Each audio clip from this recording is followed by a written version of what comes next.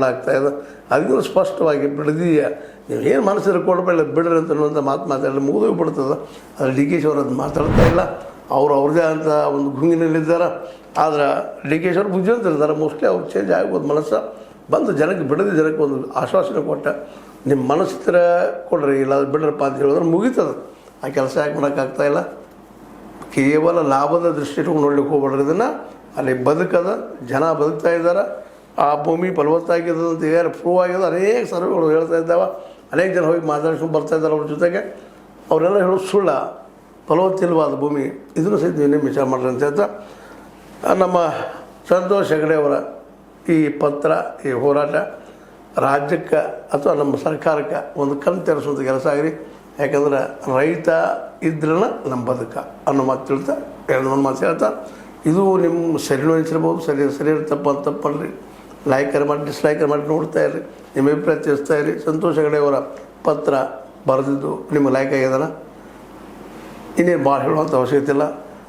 ಇದು H16 news ಅರ್ಥಾತ್ ಸೀತಾರಾಮನ ಸತ್ಯಕೈಗಳಲ್ಲಿ ವಂದನೆಗಳು. ಆತ್ಮೀಯ ಸಾರ್ವಜನಿಕರಲ್ಲಿ H16 ಅರ್ಥಾತ್ ಸೀತಾರಾಮದಿಂದ ಒಂದು ಮನವಿ. ಈ ಸಂಸ್ಥೆ ಭ್ರಷ್ಟಾಚಾರ ಅನ್ಯಾಯ ಅತ್ಯಾಚಾರಗಳಿಂದ ನೊಂದವರ ವೇದಿಕೆ. ಅನ್ಯಾಯಕೋರರ ಭೂಗಳ್ಳರ ನಶಾ ಸಾರಾಯಿ ಮಾಫಿಯಾಗಳ ವಿರುದ್ಧದ ಧ್ವನಿ.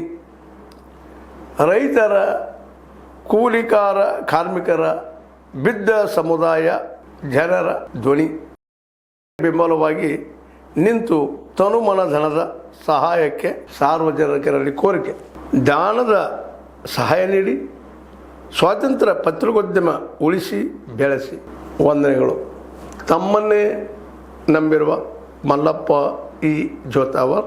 ಈ ಕೆಳಗಿನ QR ಸ್ಕ್ಯಾನ್ ಮಾಡಿ ಅಥವಾ ಈ ನಂಬರ್ ಅಂದರೆ 7411402405ಗೆ ಇಲ್ಲ 9686864852ಗೆ ನೀವು ಫೋನ್ಪೇ ಮಾಡಿ, ಪೇಟಿಎಮ್ ಮಾಡಿ ಅಥವಾ ಇನ್ನಾವುದೇ ಮಾಧ್ಯಮದಿಂದ ಗೂಗಲ್ ಮೂಲಕ ಸಹಾಯ ಮಾಡಿ ಈ ಪ್ರಾಮಾಣಿಕ ಪತ್ರಿಕೋದ್ಯಮವನ್ನು ಉಳಿಸಿ ಅಂತ ಮತ್ತೊಮ್ಮೆ ಮನವಿ.